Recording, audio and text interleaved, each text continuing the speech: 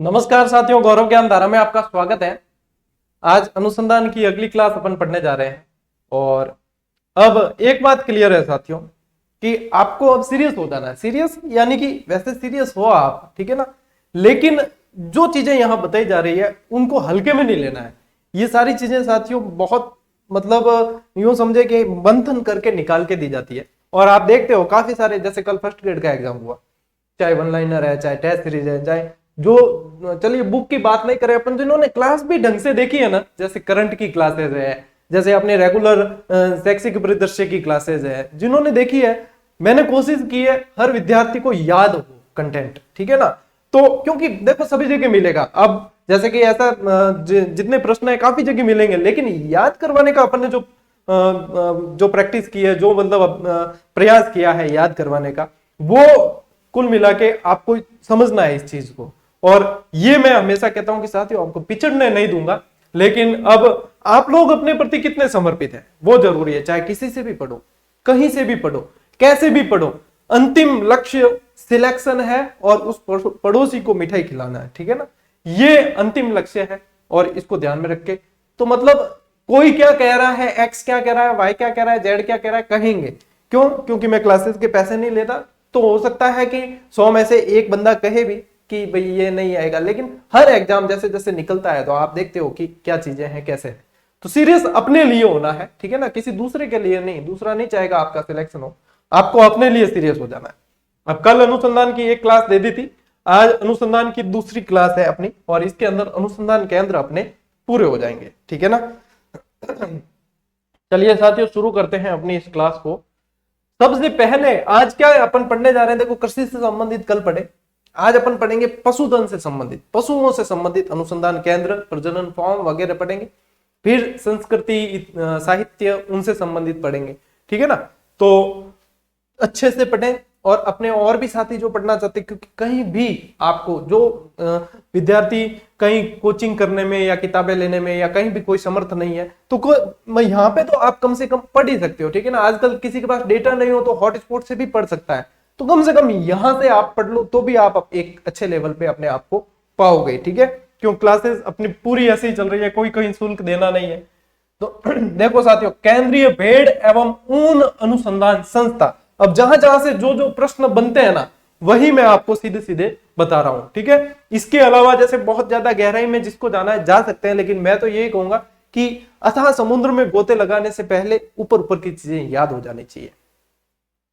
तो केंद्रीय भेड़ एवं ऊन अनुसंधान संस्था आपको पूछते हैं तो अविका नगर टोंक के अंदर, कहां है अविका नगर, कहां है? टोंक में, मालपुरा कह सकते हो आप, ठीक है ना, मालपुरा टोंक के अंदर 1962 में इसकी स्थापना की गई। कि भेड़ एवं ऊन अनुसंधान संस्था पूछे तो अविका नगर आ जाता है आपको, ठीक है ना। अविका नगर, बकरी अनुसंधान संस्थान पूछते हैं तो भी अविका नगर मालपुरा टोंक के अंदर, ठीक है। जैसे भेड़ और बकरी आपको पता है कि साथ साथ में ही रहती है, ऐसे का ऐसे गाय और भैंस का पूछेंगे वहां पे भी आपको साथ में ही वल्लभ नगर वाला ध्यान में रखना है, ठीक है। तो यहां देखना, केंद्रीय ऊंट प्रजनन एवं अनुसंधान संस्थान, जब प्रतीक चिन्ह अपन ने पढ़े थे तब मैंने आपको ये चीज भी बताई थी, ठीक है ना।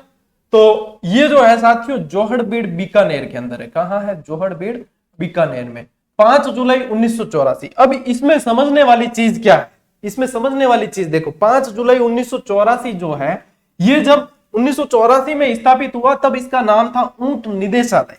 क्या नाम था? ऊंट निदेशालय के नाम से 5 जुलाई 1984 में इसको स्थापित किया गया, ठीक है। ये जो यहाँ पे डेट देख रहे हो। फिर बाद में इसका नाम उष्ट्र अनुसंधान केंद्र या केंद्रीय ऊंट प्रजनन एवं अनुसंधान संस्थान कर दिया। तो वो किया है 20 सितंबर 1995। अब प्रश्न कैसे भी घुमा के दे एग्जामिनर, ठीक है, चाहे इधर से दे चाहे इधर से दे, कैसे भी घुमा के दे, आप लोग यदि अपने लक्ष्य के प्रति समर्पित हो तो आप सही करके आओगे। तो यहां क्या ध्यान रखना है, 5 जुलाई 1984, ठीक है, ऊंट निदेशालय, पहले क्या है निदेशालय के नाम से स्थापित हुआ, उसके बाद में अनुसंधान, ठीक है। अब याद कैसे रखें कि सर पहले ये था बाद में ये, फिर पहले निर्देश दिए अनुसंधान केंद्र बनाने के लिए, ऐसे याद रख सकते हो कि पहले क्या था, तो पहले निर्देश दिए, क्या निर्देश दिए कि ऊंट अनुसंधान केंद्र बनाना, उष्ट अनुसंधान केंद्र। तो पहले निर्देश दिए तो 5 जुलाई 1984 और बाद में 1995 के अंदर अनुसंधान केंद्र बना। इतनी बात है, थे हाव हुनी टेंशन करो, और हाव हुनी टेंशन का कोई इलाज है कौन, ठीक है। तो ये आपको याद यहां से रखने हैं, ठीक है ना। अब देखो आगे बढ़ते हैं अपन। केंद्रीय ऊन विकास बोर्ड एवं भेड़ ऊन शिक्षण संस्थान। अब ऊन विकास बोर्ड और भेड़ ऊन शिक्षण संस्थान की बात आती है तो साथियों ध्यान रखना जोधपुर के अंदर है 1978 के अंदर, ठीक है। ऊन विकास बोर्ड की बात आती है तो यहां से इस चीज को पकड़ना, ऊन विकास बोर्ड की बात आती है तो जोधपुर, ठीक है। भेड़ ऊन अनुसंधान संस्था की बात आती है, देखो अनुसंधान की बात आए तो अविका नगर याद रखना, ठीक है। और विकास की बात आए तो जोधपुर याद रखना। अब विजय सुनिश्चित है आप लोगों की, यदि आप ध्यान देकर पढ़ोगे तो विजय सुनिश्चित है। तो विकास आ जाए ना, विकास आ जाए तो ध्यान रखना जोधपुर, और अनुसंधान आ जाए ध्यान रखना अविका नगर टोंक, ठीक है। इस तरीके से थोड़ा थोड़ा लॉजिक लगाते हैं अपन, ज्यादा दिमाग पे लोड नहीं पड़े ताकि। बकरी विकास व चारा विकास उत्पादन केंद्र। अब देखो यहाँ चारे को पकड़ना है, ठीक है ना।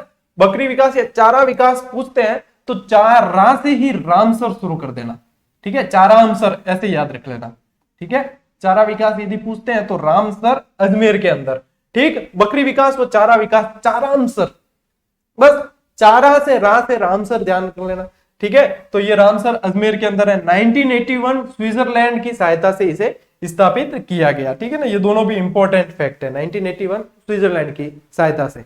तो यहाँ पे कुल मिला के मेरा पढ़ाने का उद्देश्य कि आपको याद करवाऊं, ठीक है।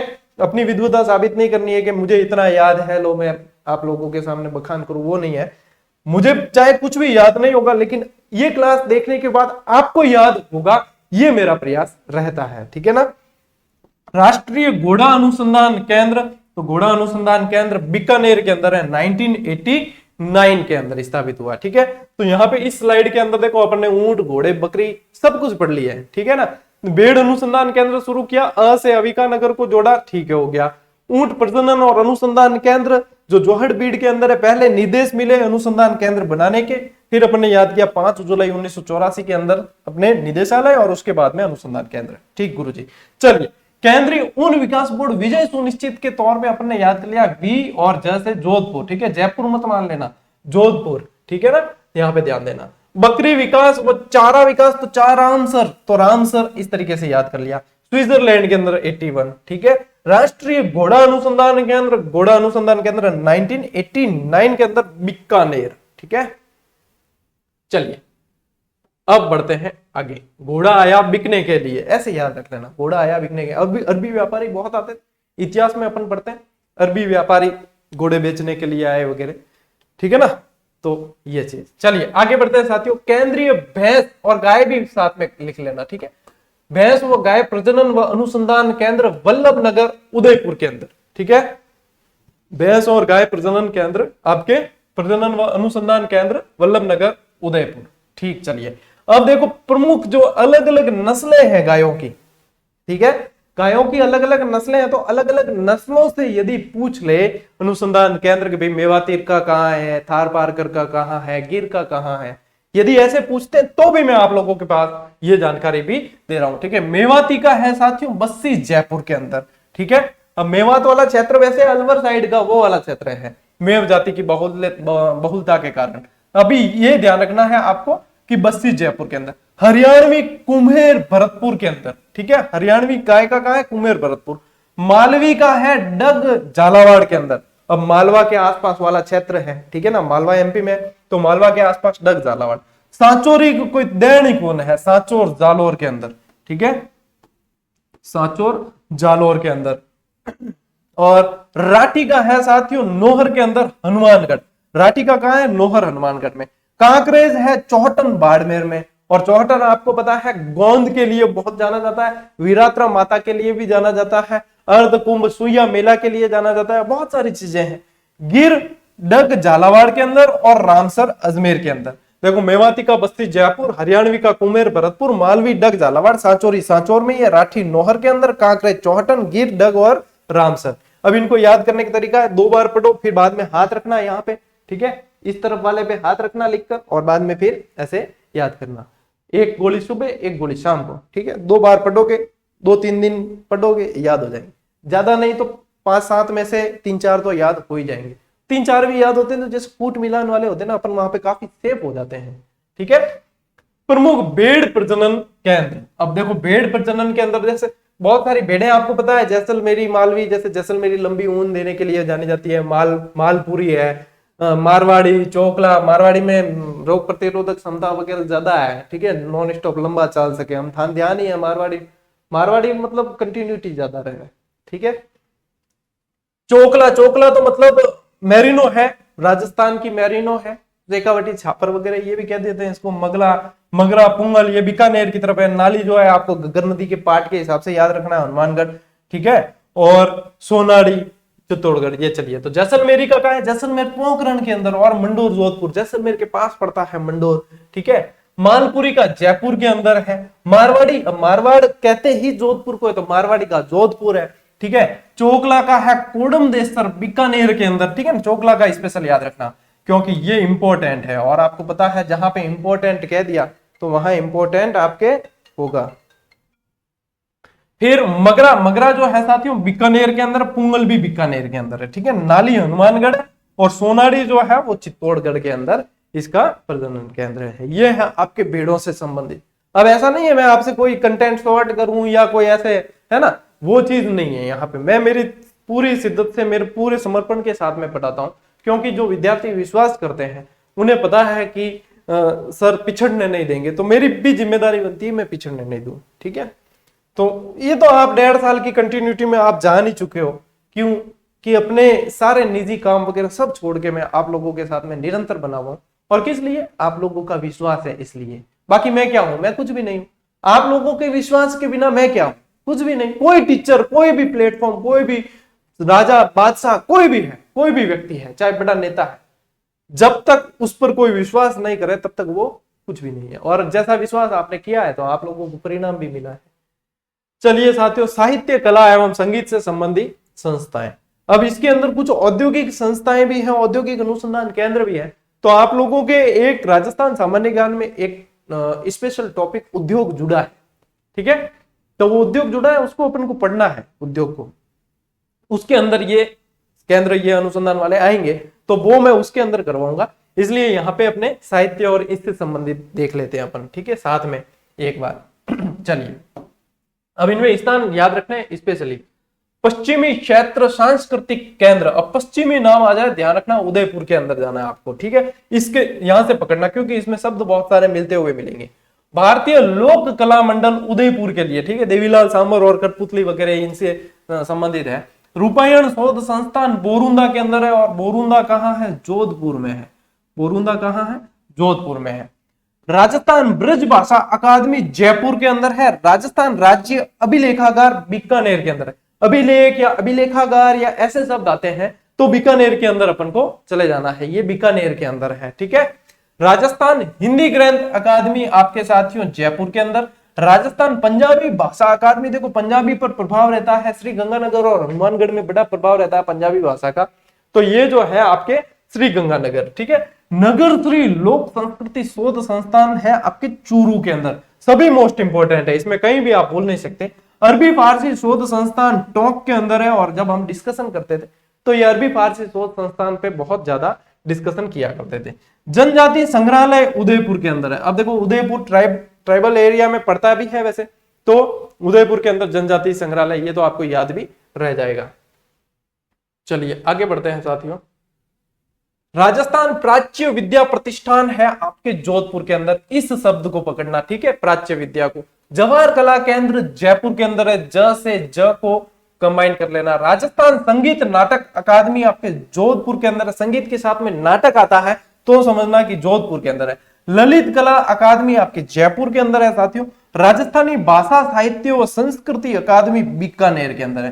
भाषा साहित्य संस्कृति तीनों साथ में आ जाए तो बीकानेर के अंदर। राजस्थान संगीत संस्थान आपके आ जाएगा जयपुर के अंदर, और संगीत के साथ में नाटक जुड़ा है तो जोधपुर के अंदर, और संगीत संस्थान पूछा है सीधा जयपुर के अंदर। थोड़ी थोड़ी सी मैं आपको हिंट दे रहा हूं, याद कैसे रखना है उसके बारे में। ठीक है, बाकी आपको याद तो रखना ही है, चाहे रट्टा मारो चाहे कैसे, लेकिन मैं साथ में थोड़ी सी आपको हिंट दे रहा हूं कि इस तरीके से आपको अलग से याद रखना है। राजस्थान धरोहर संरक्षण एवं प्रोन्नति प्राधिकार जयपुर के अंदर है। और राजस्थान पुरातत्व एवं संग्रहालय विभाग जो है वो जयपुर के अंदर है। ठीक है, तो धरोहर और पुरातत्व दोनों जो आपको याद रखना है वो जयपुर के अंदर। केंद्रीय संग्रहालय अल्बर्ट हॉल म्यूजियम, और अल्बर्ट हॉल जो वो है जयपुर के अंदर। लोक वाद्य संग्रहालय साथियों आपका जोधपुर के अंदर है, लोक वाद्य, ठीक है ना, लोक वाद्य से याद रखना। सर छोटू राम स्मारक, ये शब्द पकड़ना है, हनुमानगढ़ के अंदर है। सर छोटू राम स्मारक का हनुमानगढ़। और युद्ध संग्रहालय, ये तो साथियों सबसे मोस्ट इंपॉर्टेंट है, ठीक है, मोस्ट इंपॉर्टेंट, इसको तो भूलने का आपको अधिकार ही नहीं है।